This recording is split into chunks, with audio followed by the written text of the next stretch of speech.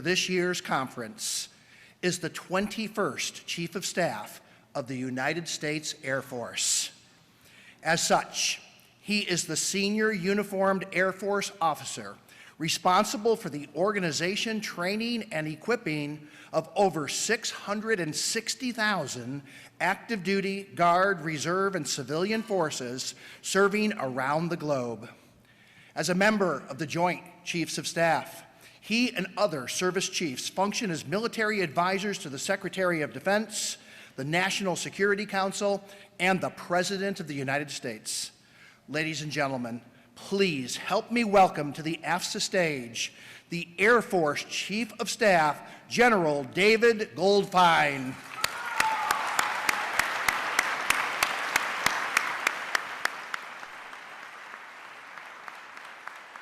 Thanks, Dan. Thank you so much for taking the time to come with us, and we're honored to have you. It's great to have me. Thank you. Thank you very much. Okay, mic check. Can we hear me in the back? You have a thumbs up in the back. We're good? Okay. So Dan, thank you for that kind introduction. And if it's okay with you, I'm going to keep you on retainer for my eulogy one day. Sure. Hey, it really is an honor to stand here today as your 21st Chief of Staff leadership team. And I highlight the word team because probably one of the best parts of this opportunity that we've been given is I get to introduce the love of my life and someone I met this month 40 years ago in Kaiserslautern American High School, my wife Dawn, the First Lady of the Air Force. I'd like to introduce Dawn.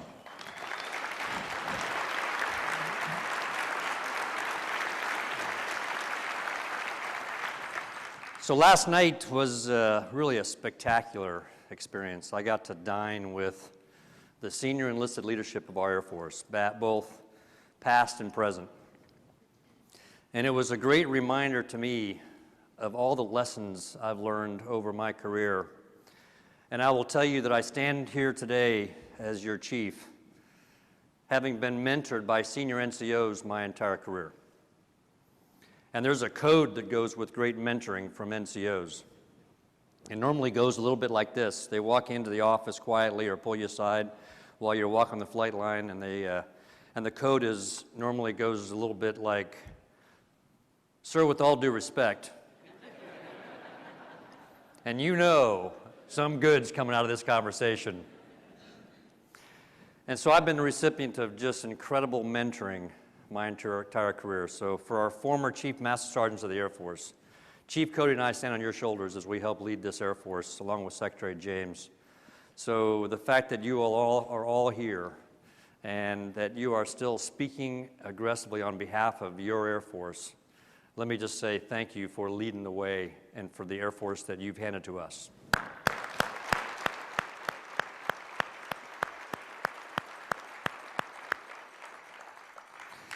It was also great for me because I got a chance to spend time with my wingman, Chief Cody.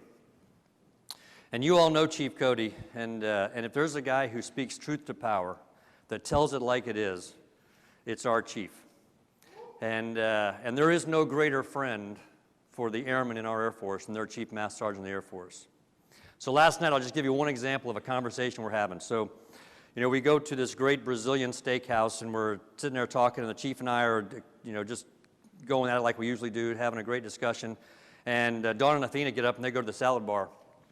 And Chief and I are talking, and pretty soon Dawn and Athena get back, and they put their tables down and their plates down, and it's full of nice, you know, vegetables. And I look at the chief and I look at him. I said, "Hey, Chief, so hey, do you want to hit the salad bar, or you want to go there?" And he said, "Sir," and he points at Athena's plate covered with kale. And he says, "Tonight is the night we get to eat the things that eat those things." That's our chief.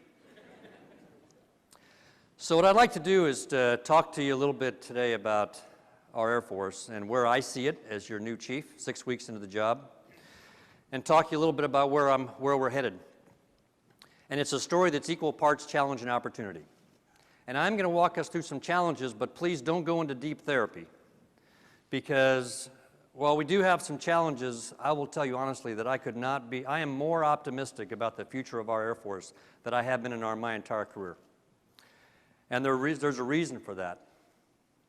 And it has to do with the global challenges we face and the importance and the recognition of what the air component brings to the joint team.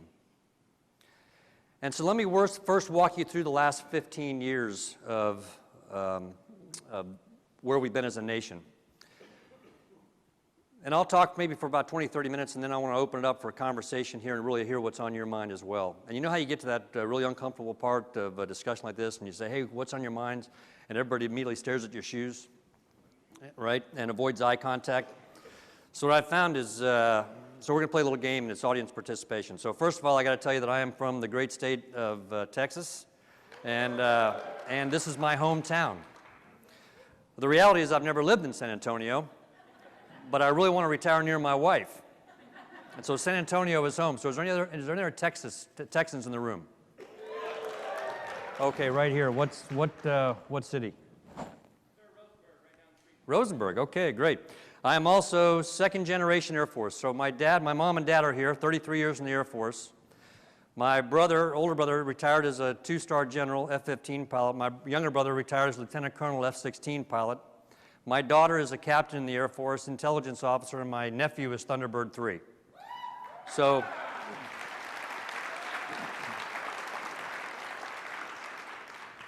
this is family business. So anybody else second generation Air Force? Okay, right here. Second generation father, mother, both? All right. Okay, so here's how the game is played.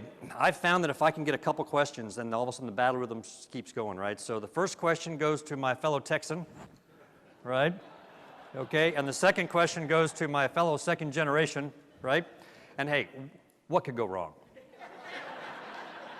Right? I mean, hey, you know, you only got a room full of your friends, right? So when we get into Q&A, we'll hit you up a little bit. Okay, so let's get back to our Air Force. So let's look at the last 15 years. So I would submit to you that for the last 15 years, we as a nation have been almost singularly focused on violent extremism in the Middle East. And the reason I say that is, as the director of the Joint Staff, I used to track what topics I would prepare the chairman to go to the White House for either a National Security Council or an Oval Office meeting. And over 2 years, it was about an 80-20 split. 80% violent extremism, Middle East, 20% rest of the challenges on the globe. And so that put a demand signal on each of the services to make strategic trades and shifts to realign themselves, all the services, against our priority, which was violent extremism in the Middle East. And I would submit to you that of all the services, we may have made the largest strategic trades and shifts. And I'm not speaking about this as a look, back in the rearview mirror saying, woe is me, we shouldn't have done it. Actually, we did exactly what the nation required. And so the demand signal on the Air Force was in 4 key areas: space, cyber, ISR, and the nuclear enterprise. And those of you who are recovering programmers in the room who have been in the business of building a budget, when the money's coming down and you're given demand signals to go up, you got to find a way to pay the bills. So let's talk about what's happened in those 4 key areas over the last 15 years. Space has become a contested place. When the Chinese launched their anti-satellite missile, space no longer became a place that we merely monitor, report, and sense the globe. Space became a domain that we have got to be prepared to be able to fight and gain and maintain air and space superiority in a contested environment. And so under the leadership of General Hyten, we are fundamentally changing the way we think about space as an operational domain. If you look at what's happening in cyber, we built a numbered Air Force to meet the challenges that we are facing in cyber. We're building cyber talent to ensure that both combatant commanders, each service responsible for controlling and exploiting a specific domain or domains, air and space for us, and Cybercom, the National Security Agency, which is where most of the authorities reside to actually operate in the cyber domain, we have put some significant investment in building cyber talent in the United States Air Force. If you take a look at ISR, there may not be a better example I could give you of a strategic trade and shift. So we had one cap of remotely piloted aircraft flying in 2001. Today we have 64. To build the DGS, the processing, exploitation, dissemination that we enjoy today, we retired 10 squadrons of legacy fighters, 252 aircraft in 2010, and we harvested that manpower and that money to build the DGS. I had a fascinating conversation with my three-star Army counterpart when I was deployed as the CFAC, and he said, you know, Dave, he goes, well, here's one of my challenges. My company commander today actually has more situational awareness over the entire country of Afghanistan than I enjoyed as a brigade combat team commander just 2 to 3 years ago. So it has fundamentally changed the way we operate on the joint team. But with 1,200% growth and that strategic shift in trade that we made into the ISR business, we are today meeting 35% of combatant commander demand. And then you look at the nuclear enterprise, and we all know that was traumatic for the United States Air Force in 2008. And we knew, and we stood up, not only did we stand up, but we also placed General Rand in charge, 4-star in charge of our nuclear enterprise, 2 of the 3 legs, plus the nuclear command and control. And we know we have put, as we needed to, significant amount of investment in our nuclear enterprise. So space, cyber, ISR, nuclear enterprise, where do we take risk? Actually, it's a fairly consistent story. We went 2 places, conventional air power and people. And when I say conventional air power, I'm not just talking about fighters and bombers. I'm talking fighters, bombers, big wing command and control, personnel recovery, and perhaps just as important, infrastructure. Because we're the service that has a weapon system called a base from which we launch and recover air power. And we took significant, consistent risk over time in infrastructure and in conventional air power. And you look back on that, and it was easy to say, gosh, what the heck were we thinking? But actually, the world was different. It was very reasonable to make the kind of trades we did. And you all were a part of this. You remember the banner. And the banner was, we'll take some risk right now because the globe is relatively stable, with the exception of violent extremism in the Middle East. We'll take risk in near-term readiness and capacity to emerge at the back end, smaller but more capable. Remember? That was the banner. And it made sense until we got to 2014. And in 2014, the world changed. China became active in the South China Sea, building and militarizing islands. Russia became active, invaded Crimea, and got active in Ukraine and Eastern Europe. We had this little thing called Ebola. And while we may look back now and say, well, you know, really what turned out to be not as big a deal, I'm here to tell you, we didn't know going into that whether we were facing the plague of the 21st century. We didn't know how that was going to turn out. And then we had this group called Daesh, or ISIL, that emerged, and we went back into Iraq. So as the director of the Joint Staff, I asked the historian, I said, hey, go back and tell me. It just seems like we got so many global challenges we're handling simultaneously. Please go back and tell me, when were we this busy before? And they did a little research, and they came back and said, 1968. This is the busiest year since 1968. So what was going on in 1968? Well, we had the assassination of Martin Luther King. We had the assassination of Robert Kennedy. We had the USS Pueblo. We had Vietnam. We had race riots across the country. Pretty busy year. 2014 was the next busiest year. So the reality is, when the world changes, as it did in 2014, the assumptions change, and we got to change. So now let me shift. That's the challenge that we face. And I would submit to you as well that if there was a thesis statement that I would offer you in terms of where I see us today as an Air Force, the thesis statement would be, we are too small, too old, less ready, and out of balance for what the nation needs of us. But the next 10 years provides unlimited opportunity for us as an Air Force to be able to move the ball forward. And so now let me shift into opportunity. Secretary Carter actually helped change the dialogue, and I give him a lot of credit for changing the dialogue in Washington, D.C. from 80-20 violent extremism everywhere on the planet to a far more balanced discussion about 5 global challenges that, as he stated, we as a Department of Defense have got to be ready to be able to counter and manage. And those 5 global challenges, and I stress the word global because every one of these extends beyond the current combatant commander boundaries. And that's China, Russia, Iran, North Korea, and violent extremism. And violent extremism as a continued condition that we will likely be battling and countering for the next 10 to 15 years. So when you look at the campaigns, even in this unclassified setting here, it's actually not difficult to look at those campaigns and determine what domains are going to be absolutely essential to winning. China. It will very, very much be an air and maritime fight. There will be a ground element associated with the China campaign, but it's going to be primarily the United States Air Force, United States Navy leading that campaign. Russia. It is going to be very much an air and ground campaign. There will be a maritime element to it, absolutely. But it's going to be primarily United States Air Force, United States Army working together in a combined arms campaign, along with our allies and partners.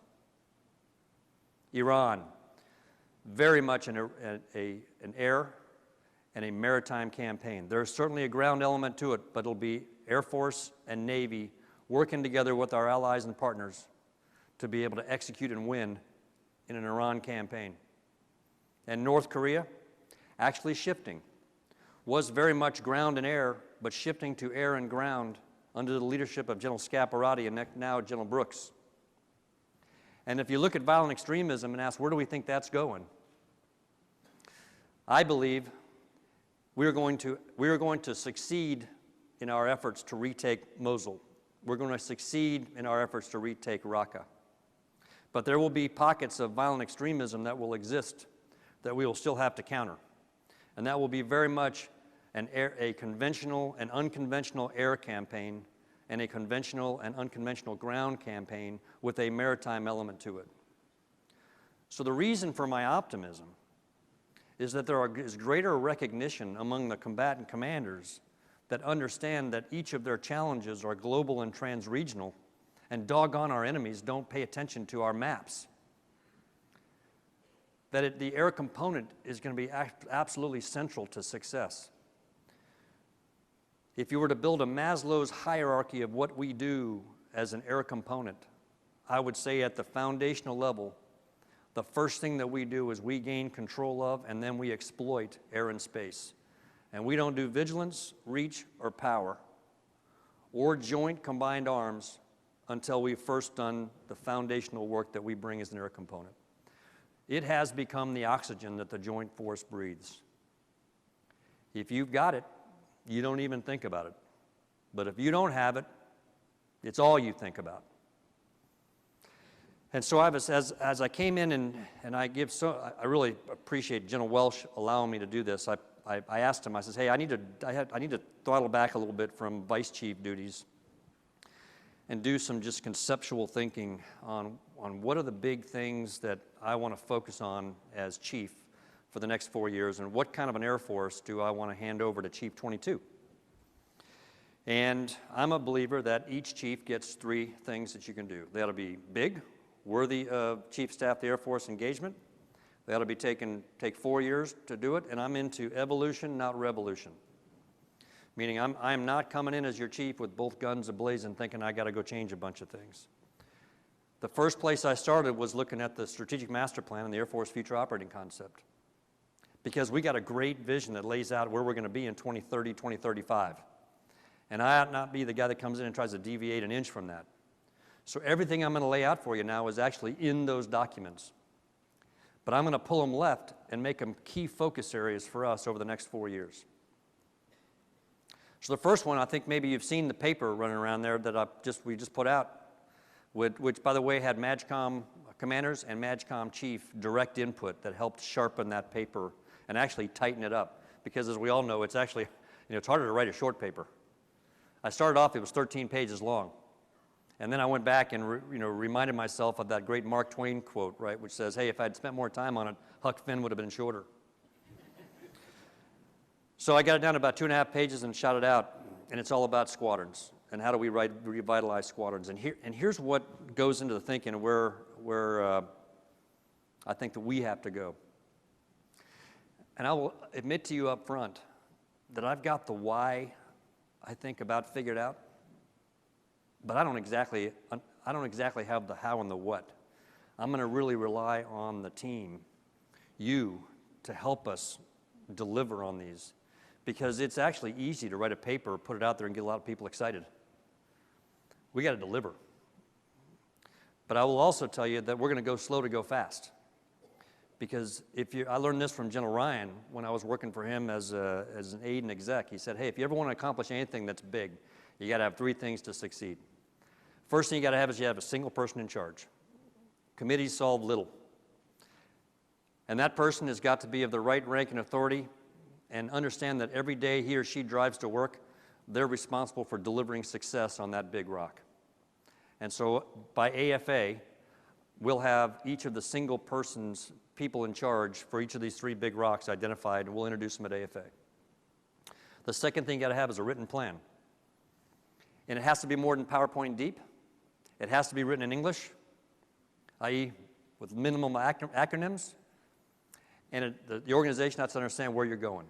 So we're going to produce a plan. And the third, maybe most important, is you got to take that plan and put it on a calendar. Because if you don't actually have programs, objectives, milestones, metrics, and a way to follow up,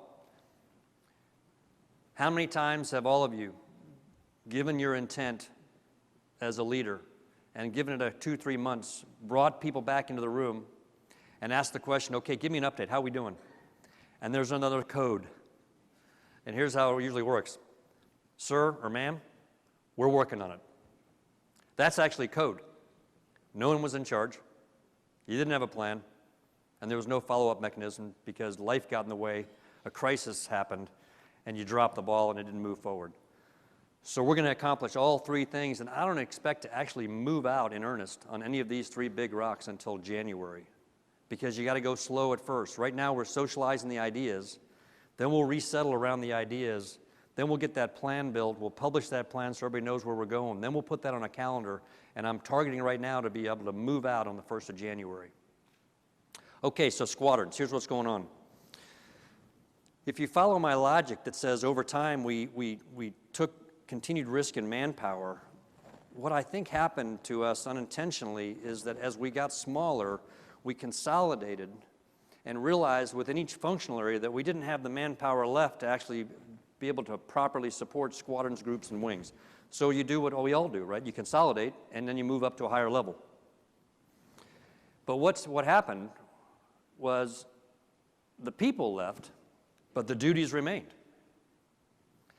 And when you add that to the fact that we were already undermanned in the beginning because of risks we took over time, you can see that at the most fundamental level of command in our Air Force, where our culture resides, where we develop airmen, where innovation exists, where we succeed or fail as an Air Force, where we align ourselves. I mean, I don't think you go 5-10 minutes with an airman talking to him or her and say, okay, so tell me a little bit about yourself. And within 5 minutes, I'm here to guarantee you that you're going to get the fact that, hey, I'm a bulldog, or I'm a thunderbolt, or I'm a this, or I'm a that, and I'm going to associate myself with my squadron. So it's the most fundamental level of command in our Air Force. And I'm concerned that we don't have the resources applied to it correctly. And I'm also a little bit concerned about whether we actually have what a 21st century squadron ought to look like. So I did this unscientific survey, which means I called my dad. And I said, hey, Dad, so tell me a little bit about what it was like to fly in the mid-'60s.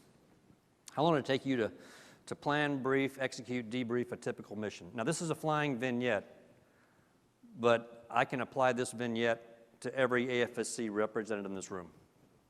And he said, about 5-7 hours. Okay, 5-7 hours. And said, hey, I said, any chance you have your yearbook from that back when? And sure enough, I dug it out. It was all dusty. And opened it up and looked at the yearbook, and I actually had a picture of the squadron there. It had a commander, had a ops officer, had flight commanders, had the different folks, right? So basically now I'm holding the mid-'60s UMD, right? So I put that aside. And then I went and talked to folks in 10-year increments and looked at different weapon systems, and what I found was interesting. So we went through a period of time when we would actually increase mission, i.e. expand mission areas through hardware upgrades. So someone would show up and all of a sudden you'd have a new pod, a new sensor, a new piece of kit, a new piece of gear, and so then we would have mission growth and mission expansion because of course that was new capability. And then we hit the era of about the F-15, F-16 and something changed. Somebody would show up to upgrade the weapon system, but now it came through software upgrade. And we went from linear growth that we could actually manage to exponential growth because folks were showing up a lot quicker with a software upgrade. And so mission growth went like that.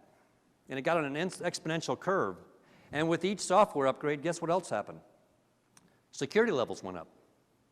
So we went from open mission planning to vaults to SCIFs. And when we did that, less people were allowed behind the door. So the support levels that were available to do this mission growth went down.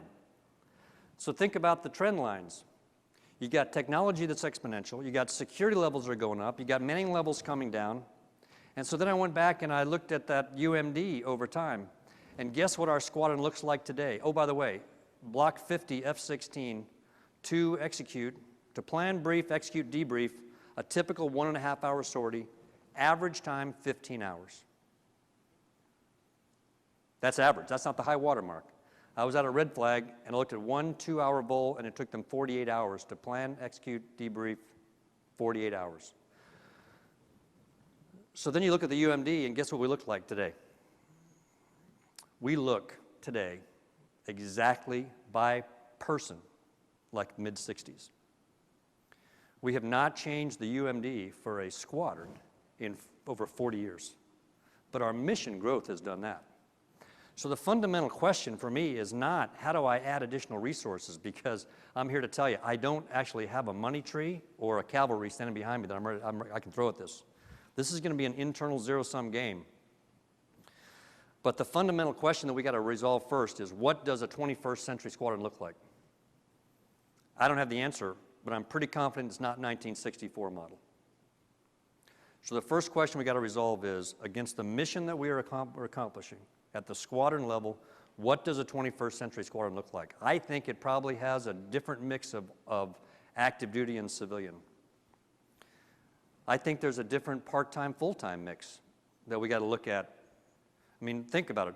One of the great gifts of the 100 to 200 gifts that came from General Mark Welsh is that we are truly one Air Force. And I give him and Chief Cody, I mean, just so much credit for pulling us together because we weren't always this way. So how do we truly leverage that now when we take a look at squadrons? And so once we figure out what a 21st century model looks like, then we'll look at how we actually apply resources against that. So that's big rock number one. Let's revitalize squadrons. They are truly the heartbeat of the Air Force. And you know what? If we get that one right by 2020, if that's all we really get accomplished, you know what? We'll have made significant progress on some of the foundational issues that we're working across the Air Force. Big rock number two. If you buy my assessment of the global campaigns, and if you agree that the air component is going to be central to any asymmetric campaign that leverages our great strengths as a nation, which is to build allies and build alliances and partnerships. Because, oh, by the way, ask yourself across those 5 global challenges and look at our adversary and ask yourself the question, where's their alliance? Who are their partners? They don't have them. We have them.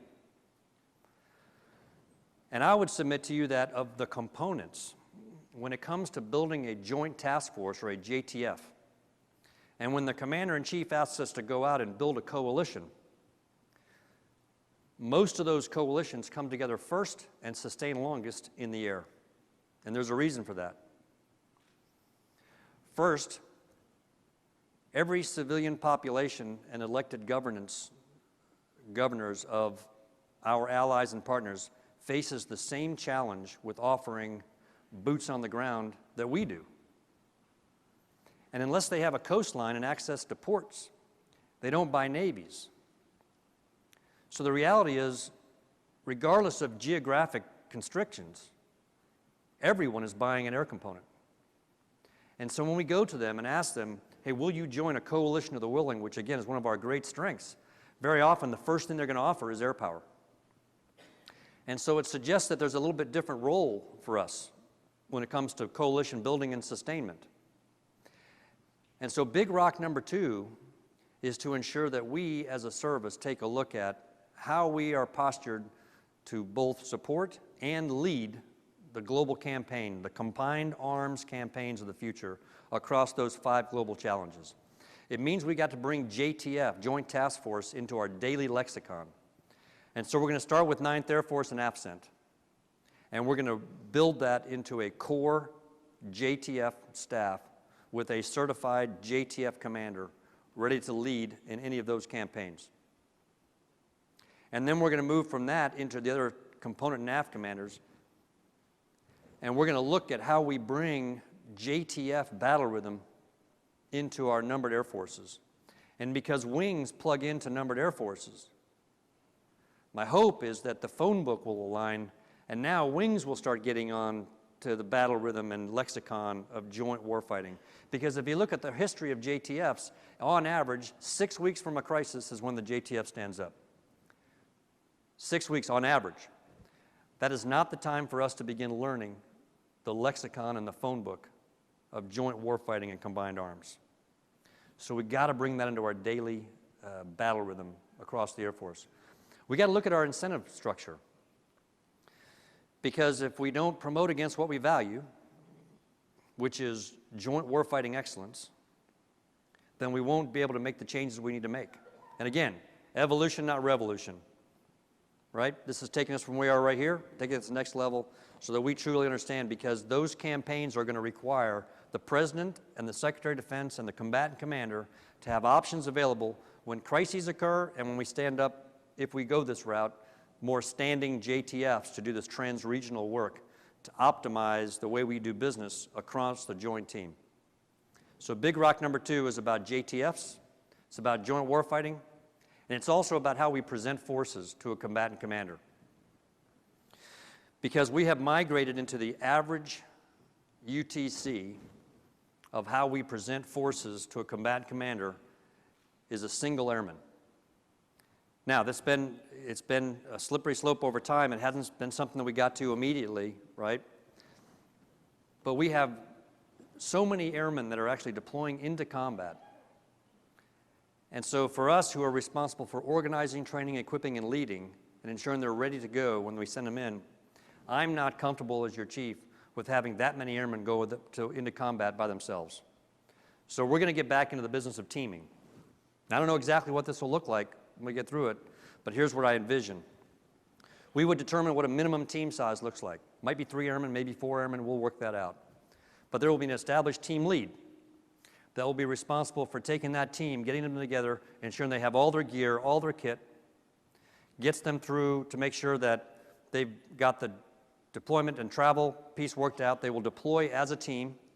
The team lead will make sure that they are ready to go. They will stay together as a team when they employ. And you know what? Perhaps the most important part of this is they will redeploy and reintegrate as a team. Because here's what concerns me. If you've had a significant event while you were downrange, and then you come home as a single airman, who do you talk to? Who can relate to the experience you've had? If you're an Air National Guardsman and you go back to, and you don't even go back to a main operating base, who can relate to what you've just been through? And the answer for us ought to be your team and your teammates. So part of Big Rock number 2 is not only looking at the lexicon and the approach we take to joint warfighting, but it's also taking a look at how we present forces to a combatant commander. And if you buy that, I believe, again, personal opinion only, that we're 15 years into a 30-year conflict in the Middle East as the Middle East makes its transition, we got time to work this. And that leads me into Big Rock number 3, which is multi-domain, integrated command and control, and moving the department forward into the information age of warfare. Because future of warfare is going to be about connecting grids. And the first grid is the sensing grid. And we as an Air Force own a lot of it. And it looks across 6 domains: air, land, sea, space, cyber, and undersea, which I think we got to think about as a separate domain almost, or you forget about it. And how do you sense the globe and turn those ones and zeros into decision quality information for leaders to be able to allow us to operate against our great national strengths, which is our coalition partners and our ability to lift and shift on the global chessboard as chess masters.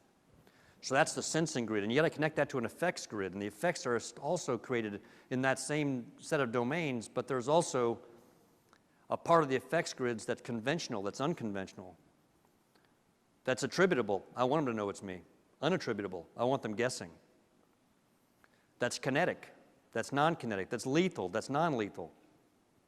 And how do we combine that together? And the way you do that is through a new command and control grid. If I was to, and many of you have been to the CAOC at LUD, the Air Operations Center. If you were to stand on the catwalk and look down on the CAOC floor, here's what you would see. State of the art, no parallel on the planet, already multi-domain, and way too slow for the future. Because if you looked on the floor, what you would see would be individual cells, and you would have the space cell. And we will have procured the mission system and network in the space cell so that we can share data within the space community. And right next to it on the floor, for those of you who've been here, is the personnel recovery cell. And it was built by a different company, and it's got an operating mission system. In both of those contracts that we allowed data rights to be controlled by the companies. And then we would go to them and say, hey, listen, we need you to we need to share this data. So we need you to reformat so it can be shared at the speed that we need. And, you know, what a great deal, right? Because if you look below the feet of the folks who are working on the floor of the CAOC, what you would see is big gateways that are incredibly expensive, that reformat data and allow it to be connected and exchanged. The visual I would give you to think about for the future of multi-domain integrated command and control is an iPad. Common mission system, space app, personnel recovery app, battlefield BCD app, common mission system, operating at the speed that we need to operate. And as the service with command and control is one of our core functions missions that were given to us in 1947, it's absolutely appropriate that we do this. And it also fits our culture. Because I would offer you this vignette. Think about a personnel recovery event. If I was to ask you to tell me, okay, what comes to mind when I say PR, most people would think H-60. And that's clearly an important part of it. But actually, here's what happens when we have a personnel recovery event. Let's say one of our JTACs steps on an IED, God forbid, but now we got an injury. What happens? First thing that happens is that we apply immediate care to stabilize and clean the wound right there. And that perhaps is the most important part of the golden hour. And then somebody jumps on a radio with a little handheld radio, a little battery about that big, right? Makes a radio call, and you're in the valley of the Hindu Kush in Afghanistan, and you've got mountains up to 10,000 feet on both sides of you. And there's no way you got line of sight back to the CAOC or any command and control center. And you key the mic, and somebody answers you like that. It sounds like they're right next door. How'd that happen? Well, the signal is bounced off of an airborne layer. It's amplified. It's sent into space. Space now bounces it over to where it needs to be, and it comes to a command and control agency. And simultaneously, folks are into gear, and the choreography begins. And the next thing that happens is an airman jumps on Merc Chat and starts communicating between the CAOC and the headquarters back in Afghanistan. They say, okay, here's the person, here's the blood type, here's the level of the injuries, here's what needs to go. They're all taking that down. The helos are spinning out. The PJs are loading their gear. They're getting run out. But wait, there's more going on. Simultaneously, we're moving ISR overhead, and we're cataloging where the enemy is, because we're the service that fights our way into a point of injury and picks people up. And so we got to know where the enemy is, what the ingress route is, what the egress route, and that's going on simultaneously. But wait, there's more. We're also moving a Sandy overhead so they can actually escort the team in and make sure that they've got cover while they're there. But there's more. A critical care team is loading up on a C-17, and they're actually flying to the next runway where they can meet the helicopter, be able to transition that individual into the medical care system. That all happens within minutes. Ladies and gentlemen, I could not give you a better example of a networked approach to warfare than that. And so when I tell you that it is culturally appropriate for us to be able to lead this effort going forward, it's because it's the way we already operate. So those are the three big rocks. Each of them is going to require us 4 years. Each of them is going to be a heavy lift. which is what I think a Chief Staff of the Air Force ought to be focused on. But here's what the Air Force that I envision in 2020 looks like as we hand it over to Chief 22. Revitalize squadrons, build JTF warfighting capacity into our daily battle rhythm, and rethink how we present forces, and take the lead on helping the nation move forward in multi-domain, combined, and joint, and network command and control. It equals a service that sees itself and others see us as an independent service that's equally capable of leading or supporting joint combined arms of the future and the global campaigns that we have on the radar. That's it. So if we get this right, we'll stay focused. I will tell you, though, where I'm going to need your help. Like I said in the beginning, it's actually not that difficult to write a paper and get everybody excited. The force expects us to deliver. And so I'm going to need your help as we do this together, because it's worthy work, and I believe if we get those standard 3 elements, single person in charge, written plan, and a calendar-based product that keeps us going forward, we're going to make it. So again, thanks so much for spending time with me. I do want to hear what's on your mind as well, and just to get us started, we'll start with my fellow Texan.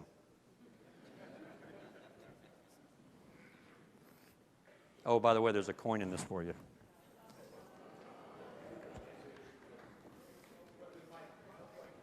Yeah, that's right. Somebody's yelling out, no pressure. Sir, thank you for the opportunity. Yeah.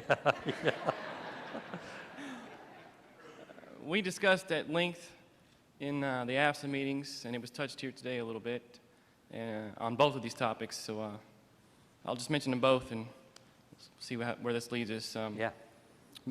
It seems to be that some of the feeling in the room is mentorship.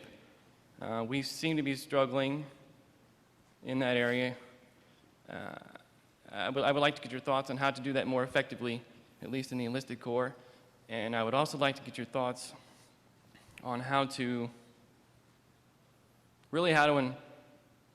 involve our families and get them on board more with us, because I think we struggle in that area as well.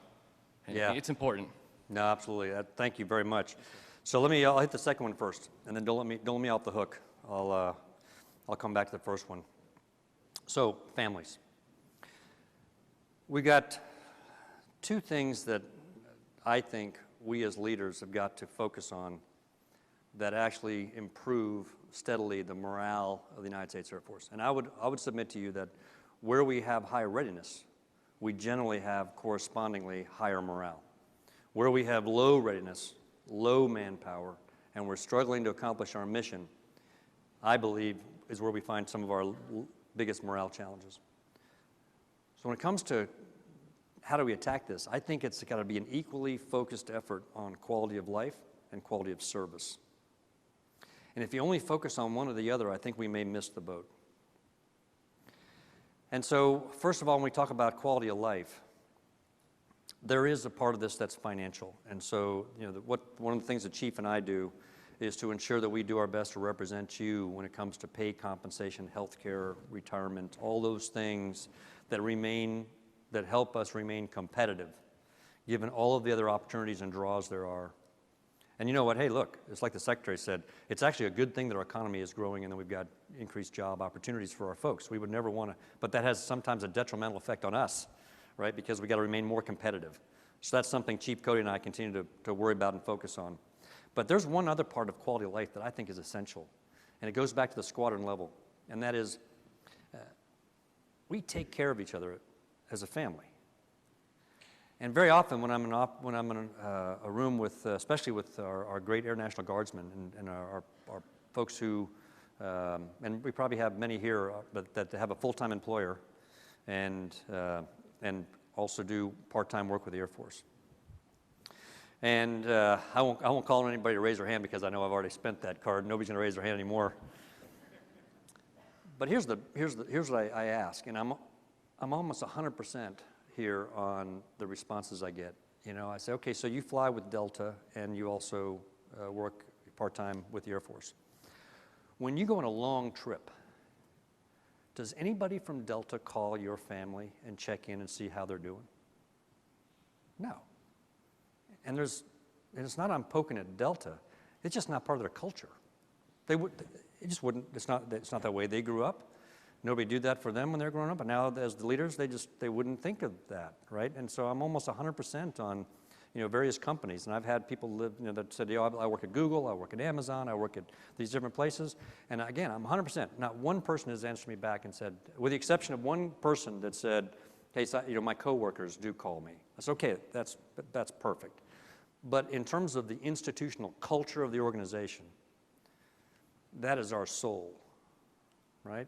And if we ever start backing away from that, of how we take care of each other as a family, then we are going to lose folks faster. And I don't have enough money in the treasury, right, to be able to buy our way out of that one if we're not taking care of each other. Because hey, here's the reality.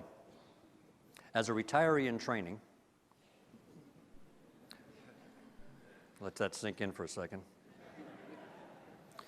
I've been a lifelong student of my friends who have retired. And I've looked at what is the common thread between those who have retired well, and we all know what we're talking about here. You see them, 6 months to a year later, and they just look great, whole, satisfied, right? And the common thread I found between those who've retired well and those who've retired poorly it's the difference between leaping to or from. Those that leap to something they're passionate about do great. Those that leap from but have nothing they're leaping to often tend to struggle. So for us, part of revitalizing squadrons is also going to remind our squadron commanders that they are responsible for family and fun. And we've got to bring that across all of the AFSCs because we're a little bit of a mixed bag based on, what experiences we had growing up. And some of our mission areas are 24/7, so the idea of actually having to get together, right, is more challenging for some squadron commanders. So I think first part of your question on families is we've got to take this on as a command responsibility and a senior NCO responsibility. Fun and family have got to be a commander's responsibility, and every commander that takes ownership of a guidon needs to know that that comes with it. All right, so quality of service. Hey, we all join for different reasons, but once we're in, I think there's a common thread amongst all airmen, soldiers, sailors, Marines, same thing, but for sure among airmen is that we want to be the best we can be in our chosen line of work. And pilots who don't fly, controllers who don't control, maintainers who don't maintain, folks that are not given the resources to be the very best they can be and remain competitive in their career field are not going to stay with the company. So I don't remember a single airman I've ever talked to, having just come back from 10 days in the AOR. I don't remember a single airman that's ever come back and said, you know what I remember about that deployment? The chow was great. Right? I mean, I've never had an airman come back and say, man, that was a great room I had. What they come back and say, man, that was part of something big. Bigger than I've ever been. I made a difference. I was part of a high-performance team. This is something I'll remember for the rest of my life. Yeah, the conditions were hard. The living conditions were rough. The chow wasn't as great as whatever, all that stuff. That's low level, right? What they come back and say is, I was part of something big. And what we want to do is capture that. Because think about this. How many airmen have we deployed into the AOR? 1 million over the last 15 years? That may be a low estimate, right? And because we deploy from every wing in the Air Force and we leave no wing untouched, every airman we send comes with all of the same challenges they have at home. Family issues, financial issues, right? Career issues. I mean, it's the same airman. But yet over 15 years, we've had 2 suicides in 15 years in the AOR. There's something there. I think it's quality of service. And so we got to make sure we capture that same passion across all of our Air Force. And I think it starts with squadron commanders and squadron senior NCOs, because it's the last level of leadership where you actually get to know your people, right? I mean, as a group and wing commander, the organizations just get too big. And for some of our squadrons even, AMXS is a classic example. You know, you get 700, 800 people, hey, that's just really hard. But for many of our squadrons, you know, you stand up on when you give the guide on up, right? You don't remember any missions you flew, or you don't remember any particular things that you did you don't remember anything. You're looking at the crowd, and you're looking at everybody in formation, you're just looking at it and go, okay, that's Joe, I gave him an Article 15, hope that works out. Right? And then you're saying, well, you know what, it wasn't in the rule book, but I got deeply involved with that person's family because the family was in trouble and the kids were in trouble, and it wasn't in the manual, but I got involved in a very intrusive way, and that family's still together. Boy, God bless them, I hope that it works out, right? And this is one of the sharpest troops that I've ever seen, and you know, I'm putting that name in my little book, and I'm going to make sure I track that individual over time. And the beauty of command, when I talk to young commanders, is that if you get it right, it is the great blessing of life, because every week, on average, for the rest of your career, you will get an email a week, on average, from somebody who is in your squadron who will say, hey, boss, just checking in. I'm going to let you know where I am. Thanks again for that Article 15. It worked out. So I think quality of life is going to be as important in this balanced scale, you know, in terms of the family and fun piece, as everything we do in quality of service. And as the chief, for Chief Cody and I, you know, we're going to be focused on both equally, but I'm here to tell you, I'm also really focused on quality of service. On the mentoring piece, you know, what I'll tell you is that for me, you know, a question I get often asked is, okay, what's the secret to a great career? And I tell them, hey, look, there's only two things I can tell you. Number one, it starts and ends with character. The higher you go in the organization, the more people are going to be watching everything you do. And guess what? This force is too smart. You can't fake it. They will see right through you. And they're not going to remember what you say, right? This old quote. Don't remember what you can say. Nobody here is going to remember anything I said today, right? You're not going to remember, you know, what I do. Hopefully what you remember is how I make you feel. Valued, respected, part of a key organization, right? That we got a big mission that we need to do for the nation. That's what people remember. And the higher we go in the organization when it comes to mentoring, the more opportunity we have to pay it forward based on the mentoring we got. Again, for me, I stand here today as your chief because I was groomed and mentored by NCOs my whole career. And I needed plenty of it. And so I think that's the way we get at it. It's just got to become a personal responsibility. Thanks. Okay, we'll open it up. And if nobody raises their hand, we'll go to our second generation airman. Sir, I'm already at the mic ready for that. Yeah, okay, you got it. Oh, yeah. Thanks for, good to see your eyesight hasn't faltered over the years, sir. Yeah, that's right. That's right. Sir, Master Sergeant Elliot Velez, Career Assistance Advisor for Joint Base San Antonio Randolph. All right. Get the distinct honor of serving in this capacity, and along with 36 other CAs here. One thing we're tackling this week is FTAC. Yeah. As I sat there for 30 minutes and thought about all the strategic questions I could ask and run through the Airman's Creed in my head and things of that nature, I elected to go with the question that keeps us up at night. Yeah. Within the first 30 days of a airman's career, we get the distinct privilege of touching each and every one of these airmen through the FTAC program. Yeah. What piece of advice would you give us to help make an impactful message on these airmen? It keeps me up to say, okay, what can I provide these airmen? Yeah, thanks. You know, as I was thinking, I told you there was two things that I give advice on in terms of what a successful career. One is it starts and ends with character, and character is a journey, and it's not something we ever. I don't know that we ever get to the point where we achieve the mountaintop. We just continue climbing. And the second thing I would say is that, you know, the most important job that we have is the one we currently have, because if we're really good at it, we won't stay there long, because somebody's going to recognize our capabilities and going forward. So when your question on FTAC and how we make the most impact, here's so I was in Capstone as a one-star select, and we went to San Antonio, came to San Antonio, and I went to the basic military training BMT graduation.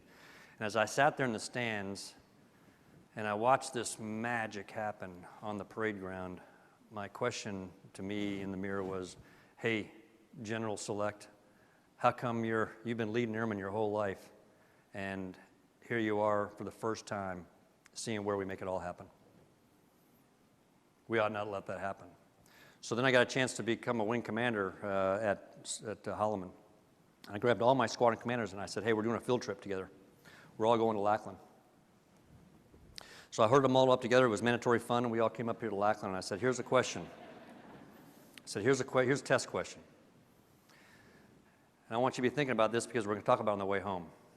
So these airmen come to you.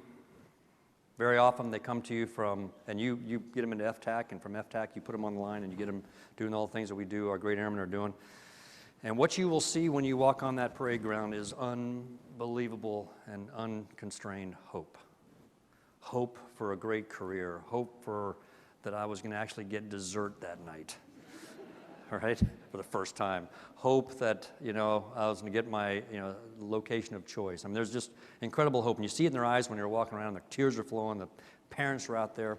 And here's the test question.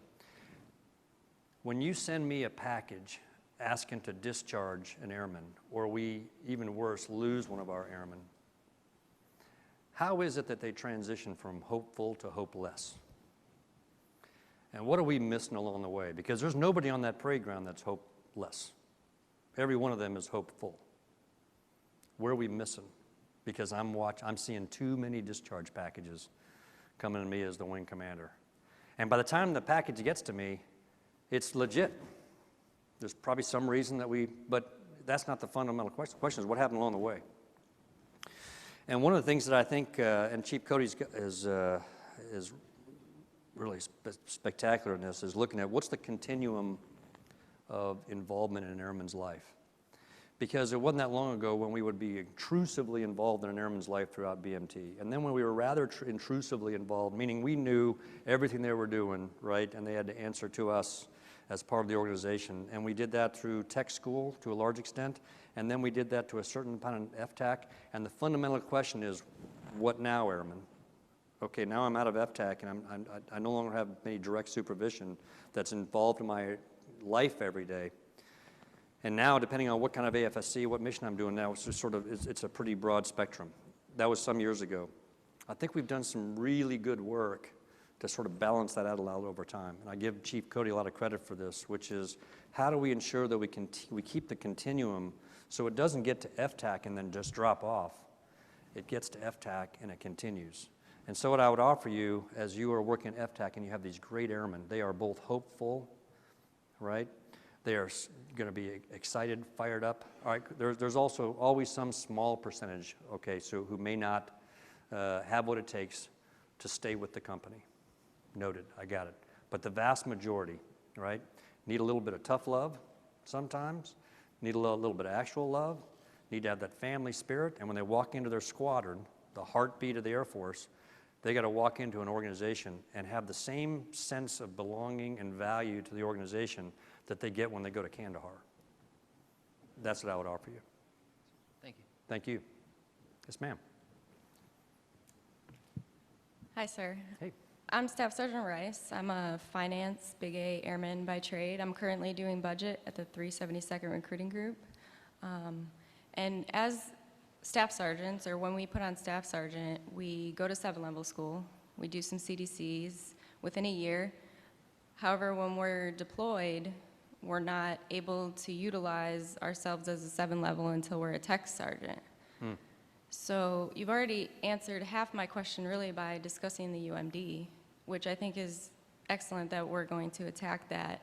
But at the same time, would there be any chance that we could look at utilizing staff sergeants as 7 levels because they learn those skills and they can be utilized with that skill set as staff sergeants instead of waiting until they're tech sergeants to help out? Yeah, no, I think that's a great question, Chief. I think we'll absolutely take along, and I probably need a little bit of education now in terms of where we are relative to 7-level deployed, because my experience as the CFAC who would receive forces and then fight them was that I very often would put in the request +1, -1 on rank, right? So I may have a position that required a staff sergeant, but I would accept that the service provider I would give them the flexibility to say, okay, well, I'll take +1 rank or -1 rank. And then I would use that person in that capacity. It wasn't like I could say, okay, well, if I get a -1, they can't do the full job. I would actually take -1 and they would do the job. So my gut feel is we may already be doing this a little bit, but I think I'll take this on. You know, one of the things that we're looking at hard, and you may have seen the memo from Secretary James and I on and the chief on additional duties, and the next swing we're taking is on computer-based training. Yeah.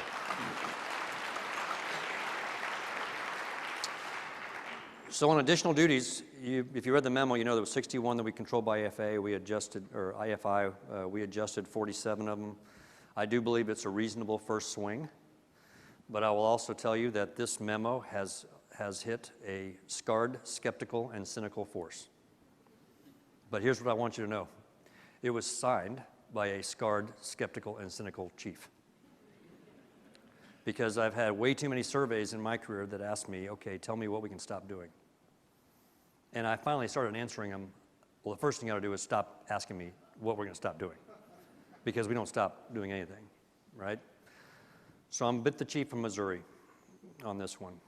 We took a really good first swing at it, but it is only the first swing. And when you go home and you're talking to airmen, just make sure they know we're going to deliver on what we say we're going to do, but this is first swing only. And I'll believe it when I get out in the force and somebody's telling me, hey, Chief, I'm actually truly able to focus more on my job, primary duty, because of the impact of what we did in that first swing. But it's only the first swing, and we got more to work to do. CBTs. So one of my moles that gives me direct feedback, which you always need as a chief, is my daughter, who's in the Air Force. She's an airman. And this is a great quote I credit her with. She said, hey, Dad, I don't know what hell looks like, but here's what I know for sure. If I ever find myself there, I'm going to have to file a voucher on DTS to get out. And do 60 hours of computer-based training to get the heck out of there, too. So we're taking a big swing at CBTs because this is about operational risk. And I think that's part of what Chief Cody and I do, is determine what the level of operational risk is. And so we're going to zero out all CBTs. Don't get too excited, because it's a whiteboard drill. And we're going to decide what the ceiling looks like for the amount of time that we're going to be able to commit to ancillary training. And then once we determine what that ceiling is, we're going to put back in first those things that are above our control, that if we don't do them, that we break the law. But if they're not value added, we're going to go put in for a legal change of the law. Then we're going to put back those that are required by above the Air Force, above Chief, me, and Secretary James. And then what's going to be left is bandwidth. And we'll compete the remainder and get back in, and once we hit the ceiling, we stop. And we got to make sure that we stop there and we don't let any back in. Because it's value cost. We've gotten to the point where I believe that the amount of training we're putting people through is actually lowering our readiness, not raising it. I am actually comfortable as your chief that people will figure out how to use a fire extinguisher when they're in their first fire.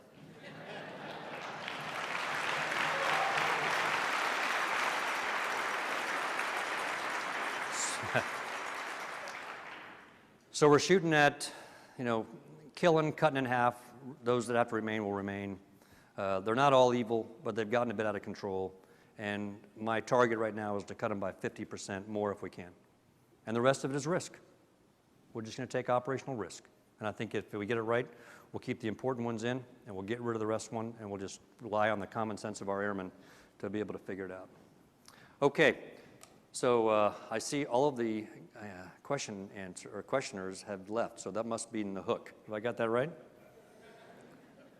Yes, okay. Let me just finish up by saying this. When I just came back from the AOR, 10 countries, 10 days, got a chance to see our airmen in action, and they are equally inspiring as anything that we all remember.